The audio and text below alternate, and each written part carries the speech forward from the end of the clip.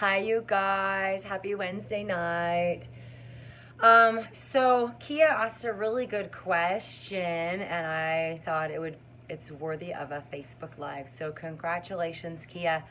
We're doing a live stream just for you and for anybody else that's in your shoes that's wondering, standing on that edge of should I go for it or not? Should I sign a lease or not? Should I start a business or not?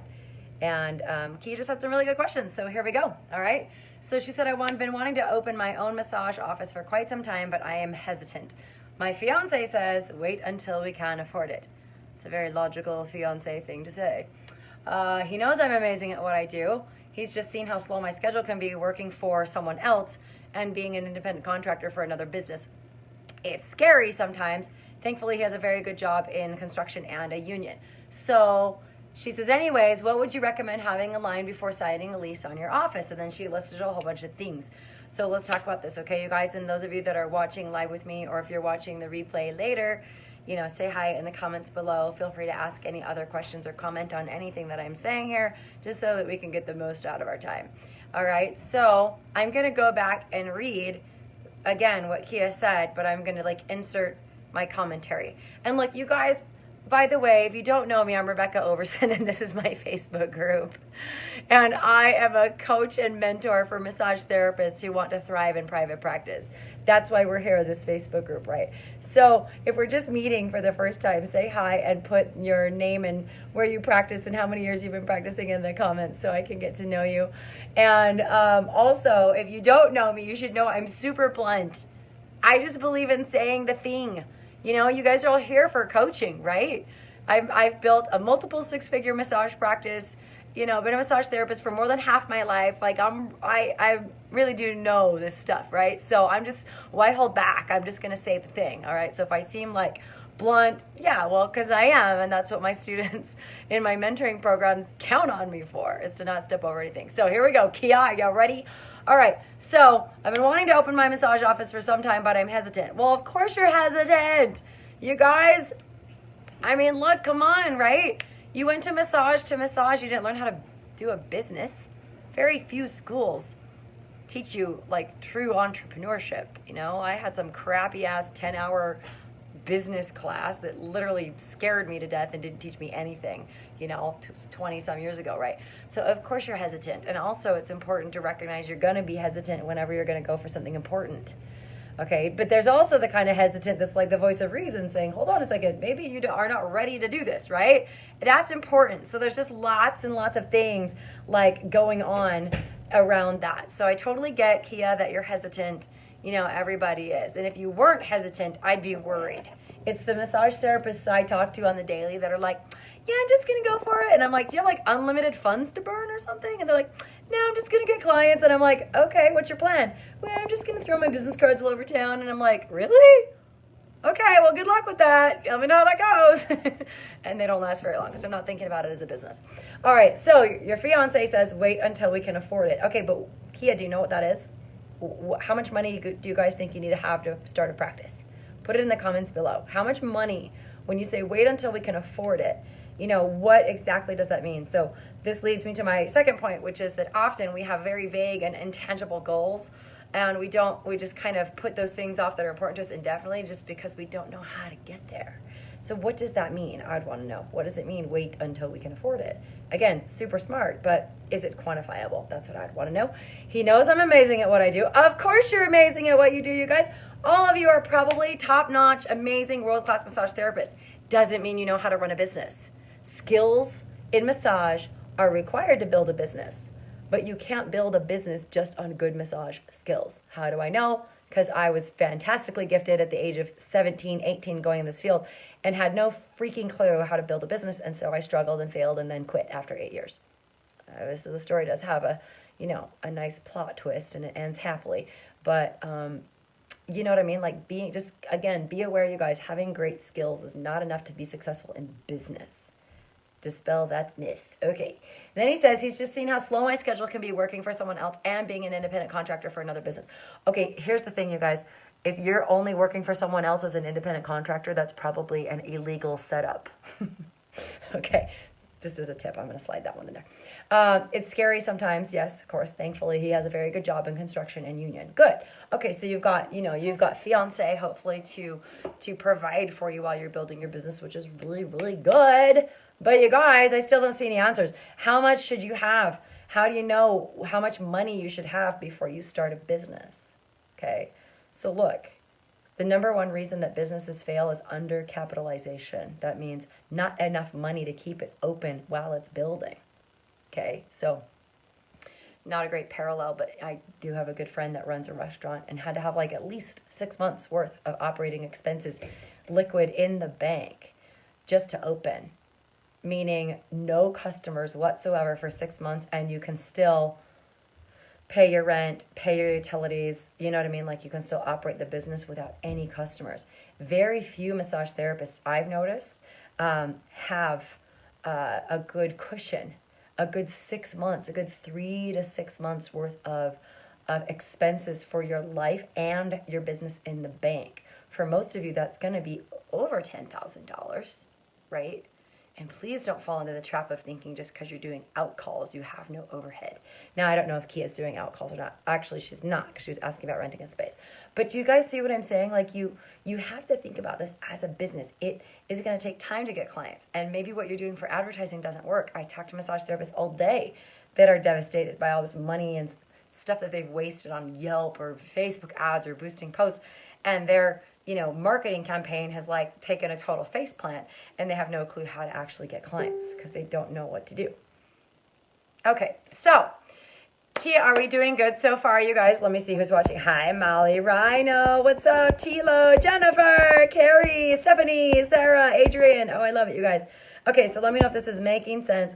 I'm gonna try and keep this like short and sweet because it's my kid's bedtime. So anyway, okay, so she says, what would you recommend having in line before signing a lease on your own office? Okay, I don't even have to look at the list, but I'm going to tell you right now, a mentor and a plan and financial reserves, but at least a mentor and a plan. Okay, because look, okay, so let's see what Kia said. 3 months pay saved up. Well, not pay, 3 months of your life saved up, at least 3, if not 6 months of your life saved up. That if you made zero income for 3 months, which is pretty likely, you guys. It's not likely that the second you open, you're just going to have a ton of clients. It takes time to build, okay? More money for other things, yes. Obviously, you need to have access to a line of credit or something so that you can keep your business open. And then she says 3 months rent saved up. Well, yes, on top of your own pay, okay? Another therapist to work for you as well? God, no. No. You don't want to start out, sorry if that was offensive. Heck no. You don't want to start out with a therapist if you yourself have never opened a business and don't know how to get clients. Do not start. You can take that one off the list, okay? A receptionist lined up to work? No. Again, where are you going to get the funding for that? You're going to have a receptionist sit there to answer phones that aren't ringing? Most massage therapists that are starting out, again, Kia, if you're wanting to open your own massage office, how about start with you and get yourself booked with clients? Okay, because your own client, having your own business with your own clientele is very different than opening a massage clinic where you're not doing body work, you're just owning and managing. And as far as I can tell, most massage therapists aren't also managers of massage therapists, have never done HR or management or things like that. So don't just take that one off the list. Okay, any materials? Well, yes, obviously you need to have all the things that you need in order to open an office. You need a computer, you need a desk, you need a massage table, you need linens, you need, just all those things, right? You need your lotions and oils, and you need your website and your Facebook page and your pricing strategies and all of that stuff, okay? And then advertising, how far ahead to ensure bookings before opening doors? Okay, well, here's the thing. You can't ever ensure, advertising, what are you going to do to advertise? That's my question. What does that mean? When a lot of you are like, oh, how, what I'm going to advertise, like what exactly does that mean? You're going to post flyers all over town? You're going to throw business cards in every cafe? You're going to knock on every door in your neighborhood? You're going to leave door hangers in the neighborhood? Like, what does that mean, right? There's effective advertising, and nobody can predict how far ahead you need to do certain things in order to ensure bookings, because you can't ensure bookings. How many of you guys know that? When you're self-employed, it's like nothing's guaranteed. It's not like, oh, if I do this, then all of a sudden I'm going to have 90 clients next month or something like that. Is that making sense, you guys? Okay. So again, not at all like, putting anyone down here, but just want you guys to think through these things. And that's why I love this question so much that Kia has submitted. Okay. And also really hard to advertise ahead of time and get clients for the future. I actually have this on my street in my neighborhood. I was driving down and there's this like day spa or something, and it's right by the yoga studio that I go to, and they have a sandwich board outside, and it's like massages $40, and then it's like coming soon, and I'm like, that's like the opposite of a call to action. It's like, here's this awesome thing I offer, but not yet. You really, there's a lot of things you can do ahead of time. Advertising in that sense is not one of them. And again, I just would want to know what specifically is your plan for advertising so I can answer that more specifically. And then she says, sell gift certificates before opening doors to get potential clients in the doors and on the books. Well, no, you can't sell something that you don't offer. Do you know what I mean? Like, you can't just be all, hey, I'll be opening soon. Can I sell you a gift certificate? Like, it just doesn't work that way. Okay. So yeah, exactly. Adriana says bookings are not guaranteed until they show up. You never know if you have a booking until it's done. Right. Okay. So Kia, I hope that helps, because the number one thing I said was get a mentor and have a plan, have a proven plan. You guys, look, this is why I do mentoring. Because when I was brand new in my career and wanted to start my own practice, because that was the only option for me, that I was like totally all about having my own private practice when I was in massage school. There was no other option for me. I had no idea. I was just, what do you charge? I don't know, $25 an hour. This was in 1995, you guys, right? It was just like, I don't know, like I just had no guidance. I had no idea what to do. I had role models in the field as far as skills were concerned, but I did not have a good business sense about me. I was confident in my, communication and my skills, but I didn't know really what I was doing. So the value of having a mentor is somebody you want to have a mentor that's done what you're trying to do. Not just some like, my brother-in-law's an accountant. That's not a mentor, that's an accountant, right? So, that's really why I do this, was because I realized, even not only for myself, but for so many massage therapists out there, we're just trying to reinvent the wheel. I mean, I can tell you what doesn't work and what does work to build a practice. It's not hard. Once you've cracked the code on this, it's like, oh, this is what works. And this execution of it works. Like, for example, we all know word of mouth marketing works best for us. But most of us think that word of mouth means go to get your clients to talk about you. That's not what I mean by word of mouth. And that's very inefficient strategy, because what is somebody like Kia going to do who has no clients to talk about her? You know what I'm saying? Your clients might refer 2 clients a month to you, and that's not enough to grow a business. Okay, so stuff like that, right? So I want to just see what's in the comments here under Kia's post, because it's so good. Let's see. So Rachel says, be a part of your community, talk yourself at the grocery, hair salon, etc. But again, you guys, that assumes that you are outgoing and that you know what to say, or that you're an introvert and you can get through the fear and actually talk about yourself, right? So for people that are naturally extroverted and have solid communication skills, that kind of thing can be easy, but not everybody excels at that. Okay. And I like that. Rachel says, as a rule of thumb, has to have 6 months of your living expenses saved up before you start. I think that's solid. I think that's sound. Okay. And then Tiffany says, I didn't even have my first month's rent when I got my place. Yeah, and you know what, honestly, the other thing is, like, I didn't either. I had no money when I started my practice. I borrowed $500 from my mom to pay my first month's rent and to pay my graphic designer for awesome branding, because I know the power of that.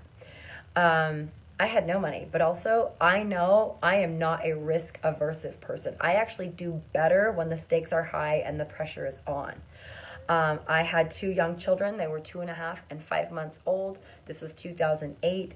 My husband at the time had lost everything in the real estate crash in 2008, and we had nothing.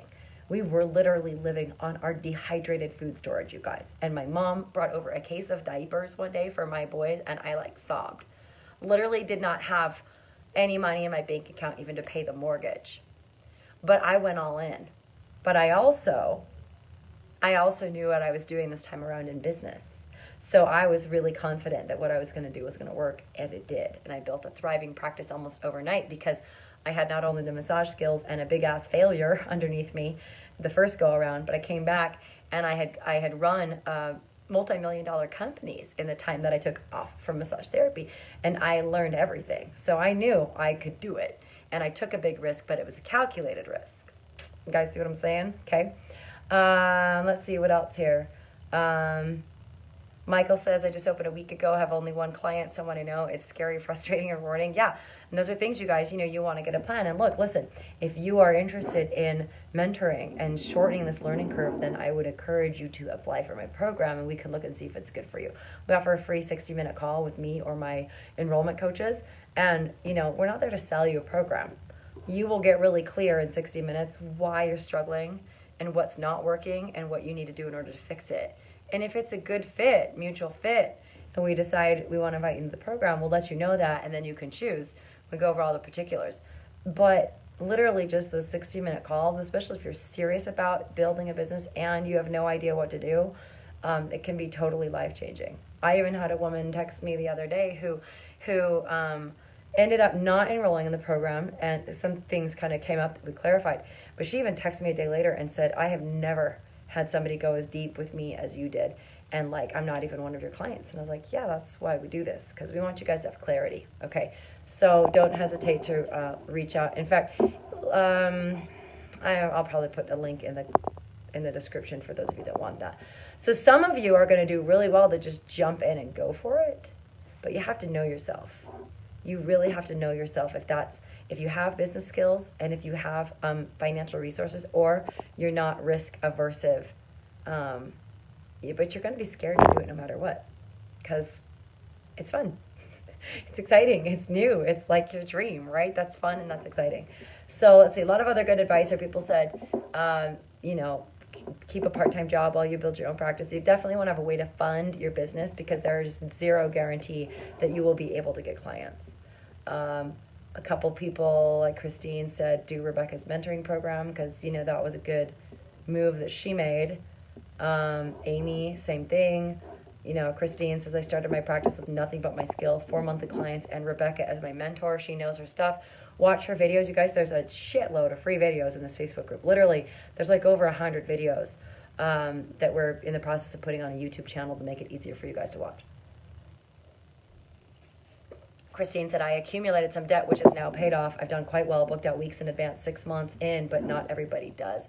Start with as much saved as you can and watch her recent video on this particular subject. Thank you, Christine. I don't remember which video it was. I feel like I do these videos all the live long day, so I don't remember which ones we talked about. Okay, so that's that, all right? So can I also share with you guys real quick some little inspiration? One of my graduates I interviewed today, she did not want to be identified. She wanted to remain anonymous just for various personal reasons. But when she started out with me in May, she started my mentoring program. What is this? Gosh, it was 8 weeks ago. So April, right? She was not doing anything in her own practice. She had just kind of started, and she's been working full time, I think, at a franchise. Over the course of 8 weeks, she rebranded because the name of her business was bad.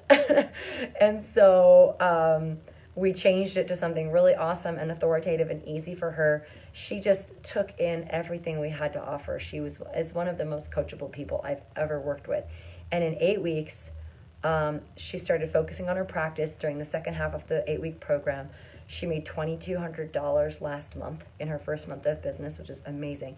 And already this month, she's made $1,400 or $1,500, only seeing 7 clients a week, because she's still working a full-time job and she's a mom, right?